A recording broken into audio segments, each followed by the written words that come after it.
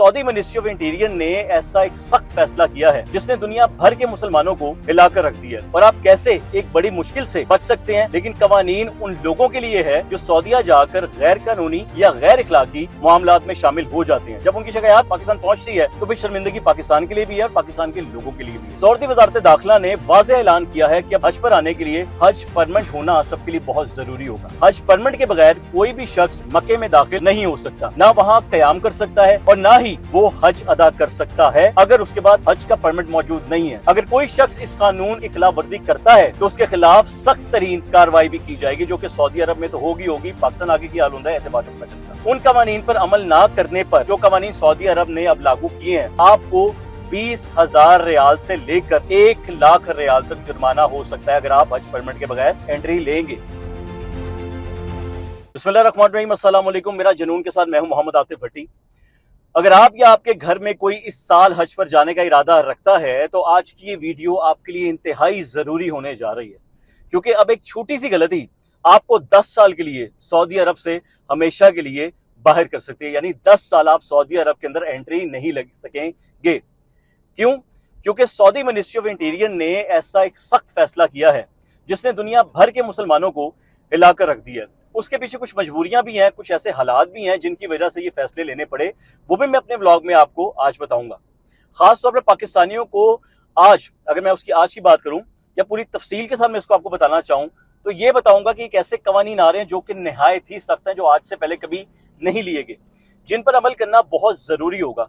किन लोगों को सबसे ज्यादा खतरा है और किन को नहीं है, ये सब आपको आज की वीडियो में मिल जाएगा। और आप कैसे एक बड़ी मुश्किल से बच सकते हैं, लेकिन कवानीन उन लोगों के लिए है जो सऊदीया जाकर गैर कानूनी या गैर इखलाकी मामलात में शामिल हो जाते हैं। जब उनकी शिकायत पाकिस्तान पहुंचती है तो फिर शर्मिंदगी पाकिस्तान के लिए भी है और पाकिस्तान के लोगों के लिए भी है। सऊदी वजारत दाखिला ने वाज़ेह ऐलान किया है कि अब हज पर आने के लिए हज परमिट होना सबके लिए बहुत जरूरी होगा। हज परमिट के बगैर कोई भी शख्स मक्के में दाखिल अब नहीं हो सकता, ना वहां कयाम कर सकता है और ना ही वो हज अदा कर सकता है अगर उसके बाद हज का परमिट मौजूद नहीं है। अगर कोई शख्स इस कानून की खिलाफ वर्जी करता है तो उसके खिलाफ सख्त तरीन कार्रवाई भी की जाएगी, जो कि सऊदी अरब में तो होगी। पाकिस्तान आगे की हाल होता है एतबार से पता चलेगा।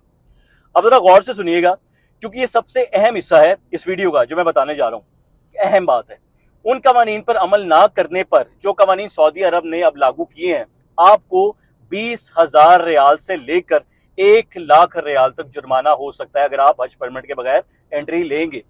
फौरी तौर पर आपको सऊदी अरब से बदर कर दिया जाएगा या रिपोर्ट कर दिया जाएगा, मुल्क बदर किया जा सकता है आपको।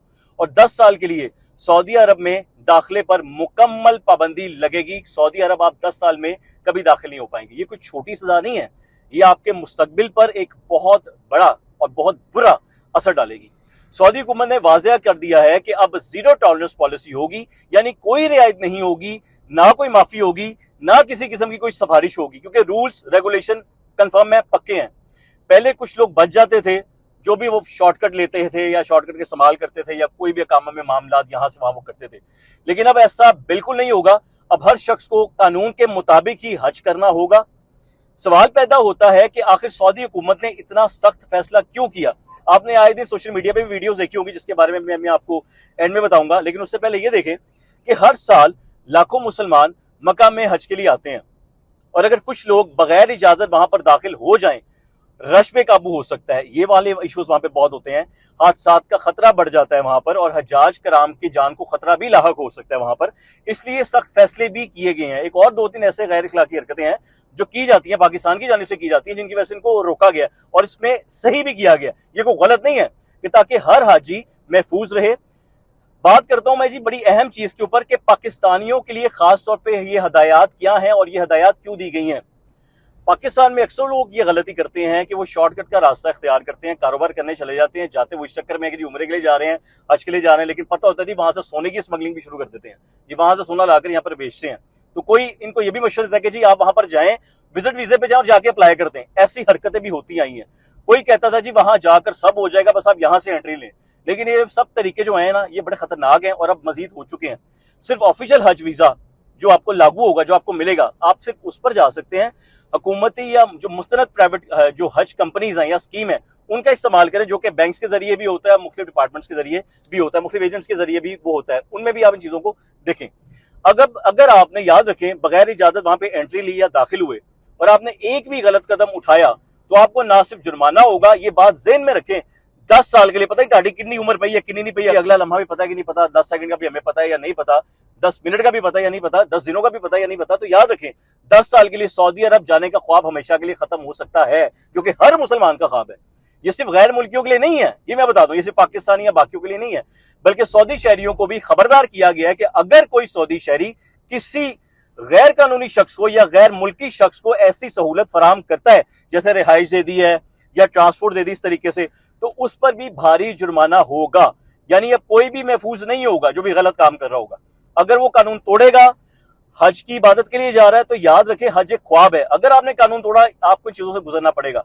हर मुसलमान की ख्वाहिश होती है कि वो अल्लाह के घर जाए, लेकिन अगर हम गलत रास्ता इख्तियार करके, या तो रिश्वत दा पहल है कि भी उत्थे जाओगे तो ताड़ा हज किते है, तो अल्लाह ही जाने, अल्लाह की मेहरबानी है, तो अल्लाह की मेहरबानी फिर भी बढ़ती रहती है। अल्लाह के घर जाना है तो अल्लाह के भी असूलों और कुछ कवानीन भी हैं, उनका एहतराम करना भी जरूरी है। इस्लाम सबसे पहले ये कहता है कि दूसरों को तकलीफ ना पहुंचे आपके अमल से। फिर आप एक नेक काम करने जा रहे हैं, वो भी धोखा करना है, तो फिर तुम्हारी अपनी नीयत है।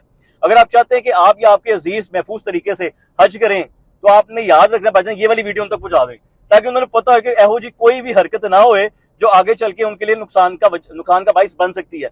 एक बड़ी अहम बात है, आपने अक्सर देखा होगा सोशल मीडिया पर ऐसी बहुत सी वीडियो पिछले दिनों में वायरल हुई हैं, एहराम पहना हुआ है, मियाँ बीवी हैं या जो भी आपस में रिश्ता जो भी मौजूद है, महरम ही वहां पर जाते हैं, वहां पर लोगों ने उनको पैसे मांगते देखा है, वो अपनी मजबूरियां बताते हैं। और बेशर्मो, ऐसे को बेशरम लोग हैं ये सारे के सारे, कि अल्लाह के घर जा रहे हो, उसके घर जा रहे हो कि जो कुल कायनात का मालिक है, जो हर चीज का ही मालिक है। पता नहीं कितनी कायनातें हैं, कितने आसमान है, कितने सूरज हैं, कितनी जमीनें हैं, कितनी मखलूकात हैं, हमें खुद नहीं पता। और वहां जाना है हम लोगों ने, उनके दर पे जाना है, और वहां पर जाके उनसे मांगने भी जाए, फिर लोगों से मांग रहे हैं। एक बड़ी मशहूर बात है कुरान में, मैंने पढ़ा, मैंने सुना, अल्लाह मेरी कमी पेशी माफ करे, सूरह इमरान की गालिबन ये बात है। उसका मफहूम कुछ ऐसा है कि मूसा ने पूछा, या अल्लाह, कि अगर ये लोग ये जो तेरे बंदे हैं, ये तेरी बात नहीं सुनते, तेरी नाफरमानी करते हैं, तो तू क्या करेगा? बात है, अल्लाह ताला मुझे माफ करे अगर मैं गलत हूं तो अल्लाह ने फरमाया कि मैं अपनी एक चरागाह से इन पर एक ऐसा जानवर मुसल्लत करूंगा जो एक ही नवाले में ये पूरी कायनात निकल लेगा। मैं को मौलवी नहीं कहा, लेकिन बात बहुत बड़ी है, ये बात बहुत गहरी है कि वो जो निजाम चला रहा है, वो जो एक पूरा सिस्टम चला रहा है, जो बगैर किसी सिस्टम के, मतलब हवा में, खला में, सब कुछ चीजें अपनी एक तवाजुन के साथ गर्जिश कर रही हैं। जो अल्लाह के निजाम है वो मैग्नेटिक है, वो क्या है, वो साइंस उसे मैग्नेटिक कहती है, लेकिन हमारा कीदा है, हमारा रब जो है उससे सब कुछ बनाया। अल्लाह ने हर चीज की तख्लीक की है, इंसान की है, जानवरों की है, मखलूकात की है। दुनिया में कमो पेश 8200 के करीब मखलूकात हैं जो मेरे रब ने बनाई है, जो कि आज तक हमें पता न जाने और कितनी है। तो शर्म करो कि आप एक जगह हज करने जा रहे हैं, आप एक जगह उम्रा करने जा रहे हैं, वहां जाके अगर आप इस तरह की हरकत करते हैं और अब आप बैठ कर ये कहें कि जी ये तो बड़ा गलत कानून बना दिया, बड़ा सख्त कानून बना दिया, तो ये वही बेशर्म कहेंगे जिन्होंने वहां जाकर इबादत के नाम पर या तो फिर कारोबार करते हैं या फिर वो थे मंगन वाले काम करने, लोगों को भीख मंगनी है। तो अब इस कानून पर सख्ती से अमल किया जाएगा। तमाम मुसलमानों के लिए राइज हो चुका है, इनफैक्ट सऊदिया अरब के अंदर रहने वाले मुसलमानों के लिए भी राइज हो चुका है। भारी जुर्माने से बचें, सजाओं से बचें। बहुत बड़ी मौत एक मुसलमान की है, मैं समझता हूं कि जिसको ये पता चल जाए कि वो अल्लाह के घर हाजिरी देने नहीं जा सकता।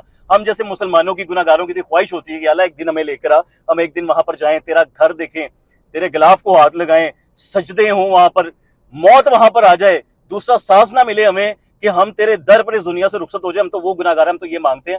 तो शर्म किया करें, तकद्दुस है, मुकद्दस जगह है, एहतराम करना हम सब पे वाजिब है। मैं कहता हूं सऊदी अरब में जो किया बिल्कुल ठीक किया। अगर आपको भी लगता है कि सऊदी अरब की तरफ से बनाया गया ये कानून सख्त है या बेहतर है, कमेंट करके अपनी राय लाजमी दीजिएगा और वीडियो को शेयर करें, कमेंट करें और लाजमी सब्सक्राइब कीजिएगा। दुआ में याद रखिएगा आतिफ भट्टी को। अल्लाह हाफिज।